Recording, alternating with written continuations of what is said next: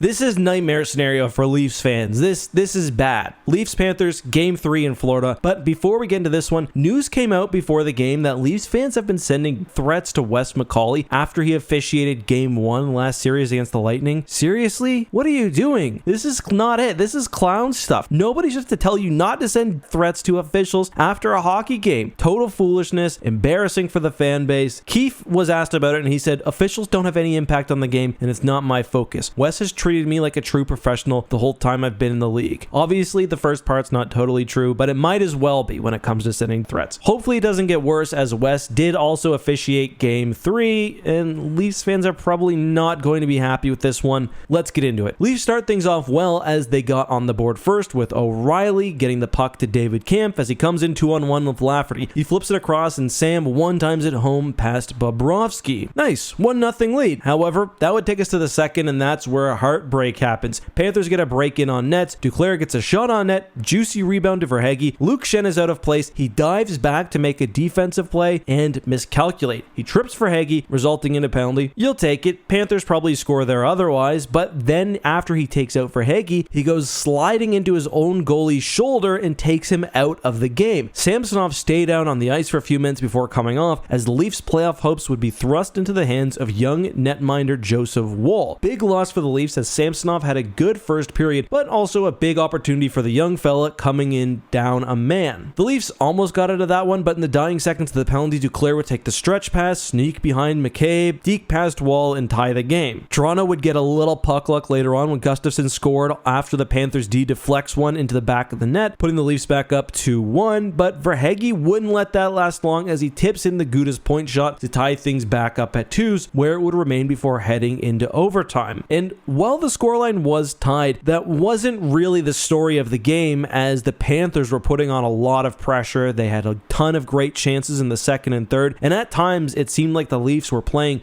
to just not get scored on. That was pretty much the opposite of how games 1 and 2 went, in my opinion. The Panthers would take that momentum into overtime as they continued to hound the Leafs with icing after icing after icing to start the extra frame, and it just seemed inevitable that things would go Florida's way. 3 minutes in, it does. Reinhart is given all the time in the world as he walks into the Leafs zone. Totally lackadaisical defense there. He gets the puck deep. Lindell collects it along the boards, gives it back to Reinhart with a beautiful play. Hoop behind the net now, quickly wraps it around and beats Woll, taking the games for the Panthers 3-2 and putting the Leafs in the chokehold with a 3-0 series deficit. I can't blame this one on Woll. Like, he did a great job keeping the Leafs in the game, I thought, in a very tough situation. Maybe some goalies go straight down in the butterfly and go post to post when someone's behind the net like that, but with players now more often banking it off goalies' shoulders and head, that also presents difficulties as well. But also in Leafs goalie news, obviously Samsonov would not return to the game, and the feeling was that he would be out for at least a couple of games, assuming the Leafs can force more than just the one they have to play. After the game, Keefe said he didn't have an update on Sammy,